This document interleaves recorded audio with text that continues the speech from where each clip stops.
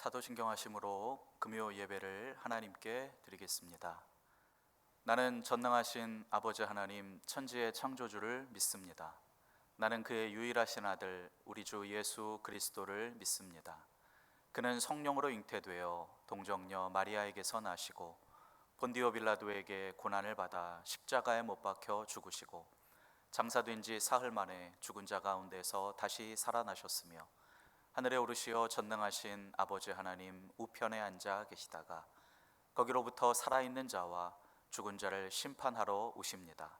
나는 성령을 믿으며 거룩한 공교회와 성도의 교제와 죄를 용서받는 것과 몸의 부활과 영생을 믿습니다. 아멘. 다 함께 찬송가 68장을 찾으셔서 함께 찬양하시겠습니다.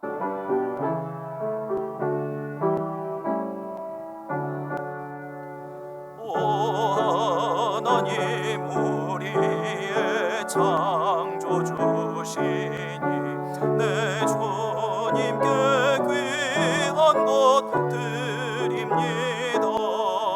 내 주께만 엎드려 경배드리며 내 주의 이름 높이 찬양하네. 오 하나님 우리의 대주제시여 큰 풍랑일 때도 도우셨네. 죽음에서 우리를 구하셨으니 내 주의 이름 높이 찬양하네. 주 하나님 이름을 함께 높이며 대주제께 영광을 돌리오리. 그 능력이 우리를 지켜주시니 주 하나님을 높이 찬양하네. 아멘. 오늘 함께 나누실 하나님의 말씀은 전도서 6장 10절에서 12절까지의 말씀입니다. 이미 있는 것은 무엇이든지 오래전부터 그의 이름이 이미 불린 바 되었으며 사람이 무엇인지도 이미 안 바 되었나니 자기보다 강한 자와는 능히 다툴 수 없느니라. 헛된 것을 더하게 하는 많은 일들이 있나니 그것들이 사람에게 무슨 유익이 있으랴. 헛된 생명의 모든 날을 그림자같이 보내는 일평생에 사람에게 무엇이 낙인지를 누가 알며 그 후에 해 아래에서 무슨 일이 있을 것을 누가 능히 그에게 고하리요. 아멘. 오늘 본문 10절 말씀에 강한 자라는 말이 나옵니다. 강한 자가 누구인지를 전도자가 직접적으로 언급하지는 않지만 그분이 하나님이심을 우리는 알 수 있습니다. 또한 10절 말씀을 통해서 그 강한 자 하나님은 바로 창조주이심을 알게 됩니다. 시편 147편 4절에서 창조주 하나님은 별들의 수효를 세시고 그것들을 다 이름대로 부르시는 분으로 소개하고 있습니다. 즉 창조주 하나님은 지금도 세상을 다스리시고 통치하시는 전능한 분이시며 절대 주권을 가지고 계신 분임을 말씀하고 있습니다. 이 강한 자 하나님의 대비되는 존재가 10절에 자기라는 말로 등장하는데 사람 또는 인간을 말하는 것입니다. 전도자는 10절, 11절, 12절에서 계속 사람이라는 말을 사용하고 있습니다. 전도자는 전도서에서 사람들의 모든 욕망이 무상함을 지속적으로 말하고 있습니다. 그것은 헛된 것이며 바람을 잡는 것이라고 정리합니다. 이는 결국 사람은 언젠가 흙으로 돌아갈 수밖에 없는 유한한 존재요, 당장 내일 어떤 일이 일어날지 알지 못하는 무지한 존재요, 하나님을 떠나서는 살 수 없는 나약한 존재요, 본문 12절 말씀에서와 같이 헛된 생명의 모든 날을 그림자같이 보내는 외롭고 쓸쓸한 존재라고 말씀합니다. 우리 인생을 그림자에 표현한 말씀들이 곳곳에 있는데 욥은 욥기 8장 9절에서 우리는 어제 있었고 아는 것이 없으며 땅 위에 우리들의 날은 그림자와 같다라고 말씀합니다. 전도자는 전도서 14장 2절에서 그는 꽃처럼 피고 시들어 그림자처럼 사라져 머물지 않는다고 말씀합니다. 다윗도 시편 144편 4절에서 사람은 헛것 같고 그의 날은 지나가는 그림자 같다라고 말씀합니다. 이렇듯 본문은 강한 자 하나님과 약한 자 인간을 극명하게 대조하면서 사람은 하나님과 절대 다투어서는 안 된다라고 말씀하고 있습니다. 하지만 구약에서 아담과 하와는 하나님과의 화평을 깨고 선악과를 먹음으로 하나님과 다투었고, 사람들은 하나님처럼 되고자 하여 바벨탑을 높이 쌓음으로 하나님과 다투었고, 출애굽한 이스라엘 백성들은 하나님과 맺은 언약에 불순종함으로 하나님과 다투었습니다. 신약에서 기득권자들은 하나님의 아들 예수 그리스도를 십자가에 죽임으로 그를 보내신 하나님과 다투었습니다. 이 말씀을 듣는 여러분 중에 혹 하나님과 다투고 계신 분은 안 계십니까? 그렇다면 하나님과 다툰다라는 말의 의미는 무엇일까요? 누가 감히 하나님과 다툴 수 있겠어? 라고 반문할 수도 있습니다. 그러나 우리의 삶에 역사하시는 하나님의 주권과 섭리의 손길을 믿음으로 받아들이지 못하거나 우리에게 주신 이 땅에서의 사명을 온전히 감당하지 못하거나 또 우리의 삶에 감사하지 못하는 모든 삶의 태도가 사실상 하나님과 다투는 것입니다. 10절에서 하나님은 모든 것에 이름을 붙이신 분이라고 설명합니다. 어떤 것에 이름을 붙인다라는 것은 그 대상을 향해 권한을 행사한다는 뜻입니다. 사람은 땅에 속한 존재이며 창조주 하나님에게서만 그 존재의 의미를 부여받은 존재임에도 불구하고 지금도 여전히 인간은 하나님과 다투려 하고 다투고 있습니다. 그래서 전도자는 하나님이 강한 자로 만물을 다스리시는 창조주이시며 인간이 하나님의 절대 주권을 향해 다투는 것은 매우 어리석은 것이라고 본문에서 말씀하고 있습니다. 인간이 하나님과 다투어 생긴 결과물 중 하나가 어쩌면 코로나 바이러스로 인한 전 세계적인 고통이 아닐까 싶습니다. 어떤 사람들은 하나님이 바이러스를 통해서 이 땅을 벌하시고 심판하시는 것이 아닌가 말하고 있습니다. 코로나 바이러스가 중국에서 시작된 것이 중국 정부가 교회들을 핍박해서 하나님이 내리신 벌이라고도 말합니다. 몇 해 전에 인도네시아에서 쓰나미가 발생했을 때도 동일한 이야기를 들은 것 같습니다. 하나님이 죄를 심판하시는 것이라고 말입니다. 과연 그런 것일까요? 저 또한 유한한 인간이기에 하나님의 섭리와 절대 주권을 다 이해할 수 없지만 오늘 말씀을 읽고 묵상하면서 우리가 현재 겪고 있는 이러한 재앙들은 하나님이 명하신 다스림과 이 땅을 보호하라고 명하신 사명을 인간인 우리가 온전히 감당하지 못했기 때문에 벌어진 결과라고 생각했습니다.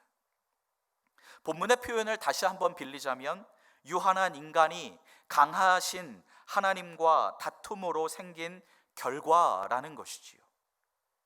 인간은 하나님이 주신 지식과 지혜로 눈부신 과학 문명을 일으키고 발전시켜 왔습니다. 그로 인해 우리는 그 혜택을 어마어마하게 누리며 살고 있지만 반대로 인간의 극악한 이기심으로 인해 더 많은 부작용에 고통당하며 살고 있는 것도 사실입니다.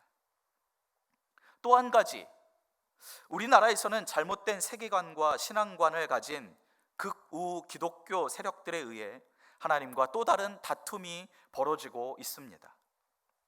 유한한 인간의 입에서 하나님도 까불면 나한테 죽어라는 말을 서슴없이 내뱉고 있습니다. 그 결과 교회는 세상의 조롱거리가 되었고, 교회는 세상의 빛이 아닌 어둠이 되어 버렸습니다. 사랑하는 성도 여러분, 인간이 하나님과 다툴 때는 항상 인간의 교만함과 이기심이 작동되었습니다. 인간이 하나님과 다툴 때는 공의와 심판의 하나님을 경홀히 만홀히 여기는 인간의 무지가 작동되었습니다. C.S. 루이스는 기독교 역사에서 자행되었던 대부분의 범죄는 종교가 정치와 뒤섞일 때 일어났다고 말했습니다. 정치라는 것이 은혜의 자리에 권력을 갖다 놓도록 유혹하는데, 교회가 이 유혹을 이겨내지 못할 때가 부지기수였다라는 것이죠. 인간이 아무리 고도의 삶을 추구하며 과학을 발전시켜 나간다 해도 당장 내일 무슨 일이 일어날지 모르는 한낮 바람 같고 그림자 같은 존재임을 전도자는 고백하고 있는데, 오늘도 인간은 여전히 바벨탑을 높이 쌓으며 하나님과 다투려고 하는 이 어리석음을 우리는 어찌 해야 할까요? 코로나 바이러스를 비롯하여 자연과 세상이 인간을 향해 가하는 역습의 상황 속에서 우리가 해야 할 일은 하나님과 다투지 않는 것입니다. 앞에서 언급한 것처럼 우리의 삶에 역사하시는 하나님의 주권과 섭리의 손길을 믿음으로 받아들이며, 나와 우리 가정과 교회 공동체에 주신 이 땅에서의 사명을 온전히 감당하는 것이며, 항상 감사하며 사는 것입니다. 하나님이 만드신 이 세계를 잘 다스리고 통치하는 것입니다. 우리가 파괴한 자연과 깨어진 모든 인간 관계를 회복하기 위해서 열심을 다하는 것입니다. 이것이 내일 일을 전혀 알지 못하는 인간이 해야 할 전부입니다. 이 일을 전도서 7장 13절에서는 하나님께서 행하시는 일을 보라 라고 했고, 14절에서는 형통한 날에는 기쁘고 곤고한 날에는 되돌아보라 라고 말씀하고 있습니다. 즉, 오늘 하루의 삶에서 창조주 하나님이 과연 우리의 삶에서 어떤 일을 행하실지 기대하며 살라는 것이죠. 기쁜 일이 있다면 즐거워하고, 힘든 시간이 올 때는 우리의 삶을 되돌아보며 기도하며 살라고, 그것이 우리가 할 수 있는 최선이라고 전도자는 권면하고 있습니다. 필그림의 성도 여러분, 하나님과 다투지 않고 겸손히 하나님께 우리의 삶을 드리며 순종하시기를 바랍니다. 힘든 시간을 보내고 계시지요. 너무 많은 고민과 염려로 하나님이 주신 이 아름다운 삶을 스스로 황폐케 하지 않으시기를 기도합니다. 하루의 삶에서 잠잠히 기도하며 하나님의 도우심을 구할 때 하나님은 우리를 붙드시고, 창조주 하나님은 우리의 삶을 새롭게 여시며, 강한 자 하나님은 선한 길로 우리를 인도해 주실 것을 믿습니다. 이 믿음을 가지고 오늘 하루의 삶도 주와 함께 동행하며 승리하는 필그림의 모든 성도님들이 다 되실 수 있기를 주님의 이름으로 간절히 축원드립니다. 이 시간 함께 기도하실 때에 나눈 말씀을 생각하며 기도하시고, 코로나 바이러스로 인해 힘든 모든 상황들 속에 하나님께서 해결하시고 평안케 하시기를 구하며 기도하시고, 교회와 가정을 위해서, 특별히 몸이 아픈 성도님들 그리고 수험생들을 위해서 이 시간 간절한 마음으로 있는 처소에서 함께 기도하시겠습니다. 사랑의 하나님 아버지, 은혜와 사랑을 감사드립니다.